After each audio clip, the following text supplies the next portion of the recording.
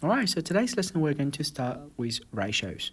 So this lesson is just our introduction to what is a ratio. It's pretty easy. And how do we find equivalent ratios? How do we simplify it? Alright, so firstly, what is a ratio? A ratio shows the relationship between two or more amounts. It's just a relationship between two or more different items.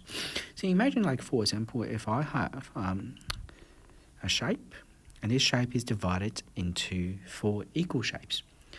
And then shaded one shapes, and the question asks you, what is the ratio of the shaded shapes to the unshaded shapes, right? So ratios between the shaded part to the whole part, or to the unshaded part. They can ask you this question here. All right, then we just look at, the shaded part is just one part here, and then the whole part, we've got 4 parts in total, so that's 4 parts. So the ratio will be 1 to 4. All right, then we're going to use something called a colon symbol, all right, to separate the amounts. So the amounts are separated by a colon symbol here. All right, so that's how we write it. Now, the first thing you need to understand about a ratio is the unit of ratio must be the same unit. Otherwise, you really can't compare 2 different amounts if they're different units. So the amount that you're comparing with must be the same unit. So the amounts are measured using the same units. So if the units are different, what you need to do is you are going to change the unit and try to simplify it. Alright, so for an example of that is if we try to find or compare 2 different distance, say for example 1 millimeters with 2 centimeters. We can't really write a ratio like this because, again, they're different units. So what we need to do is we need to change that one of the unit to the other one. So hopefully that's the same unit. In that case, what we can do is, you can either change millimeters to centimeters, or you can change centimeters to millimeters. So that gives you 1 millimeters to 20 millimeters, because 2 centimeters is 20 millimeters. So once you get that, then we can remove the unit. That becomes 1 to 20. All right, so the ratio is 1 to 20. All right, and then very important, like we don't write units when we're talking about ratios, because we know the units are not important. They are the same units, so therefore we don't write units. So you don't write 1 millimeter to 20 millimeters. You don't have to write that. It's just going to be 1 to 20. Okay. All right, next, the order is very important. So the order which number are written is very important. 1 to 20 compared to 20 to 1 is different order, okay? So you have to be very careful with that. So the order in which the numbers are written are very important.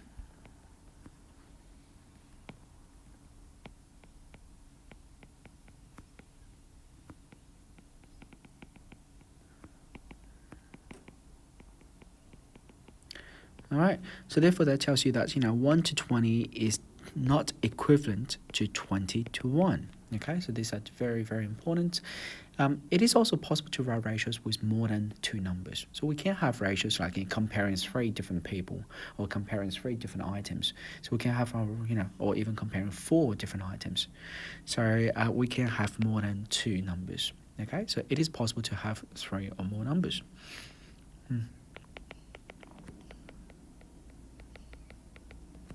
All right, so it is possible to have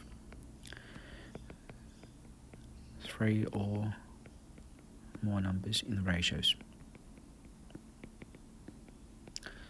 All right, so imagine if you're comparing a quiz mark between 3 students. The quiz is out of 10, and the first student gets 7, and the second student get 2, and the last student get 5. All right, so 7 to 2 to 5. So it is possible to compare, different amounts. All right, the next one that you need to know is be able to find the equivalent ratios. All right, and this is a very important skill that you need to know later on to simplify ratios. So what is equivalent ratio? It's when you divide or multiply by the same number. Okay, so by, it can be multiply or be divide, okay? Okay, so by multiply or divide by the same number. So we can have the equivalent ratio. All right, so you probably have this experience before, like 2 to 4. It's like a fraction. 2 to 4 is equivalent to 1 to 2. All right, same thing about 3 to 7 is equivalent to 6 to 14. All right, so for the first example, what I did is simply divide both number 2 by 2. And you can simplify this number here. So instead of writing 2 to 4, it is actually 1 to 2. And then for the second question, I multiply each number by 2. So you get, instead of writing 3 to 7, it is 6 to 14. All right, so the question should be quite easy for you to do. Some examples you're going to get is, I'm just going to do some examples. Some examples will be something like finding the missing number, like this. So if it's 1 to 3, and then you've got 4 to a missing number here, and the question asks you to find, the missing number, so it becomes the equivalent ratios. Well, the way to do it is you start to look at the first number, with the first number here. All right, obviously from 1 to 4, you need to times 1 to 4, so you can get the same, you can get from 1 to number 4. Then you can do the same thing for the second number. You multiply by the same number. So 4 times by 3, that gives you 12. And that becomes the equivalent ratio. Okay? All right, so you could get like a question where you have to divide. So like a 27 to 6 is equivalent to something, a question mark, to 2. So how do we do it? Well, we start to think about which number I need to divide. So like I've got 6. How do I get from 6 to 2? Well, if we divide it by 3, we'll get to 2. So we can do the same thing for 27. If we divide it by 3, then we can get the same number here. All right, so 27 divided by 3 is 9. And then that means 27 to 6 is equivalent to 9 to 2. All right. Often we can also have examples with 3 numbers.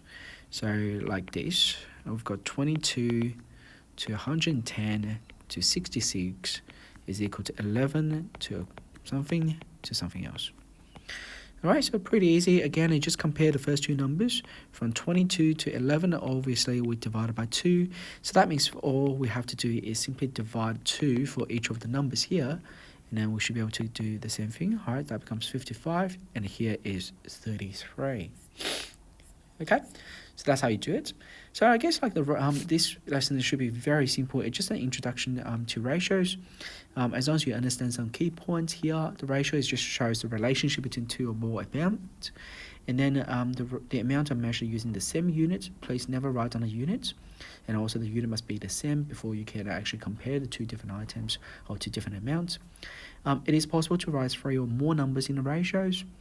As long as you make sure that each numbers are in terms of the same units.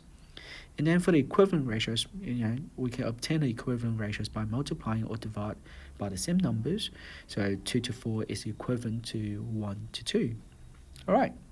I hope you enjoyed the lesson, and the next lesson we're going to move on to how do we simplify ratios. All right, thank you.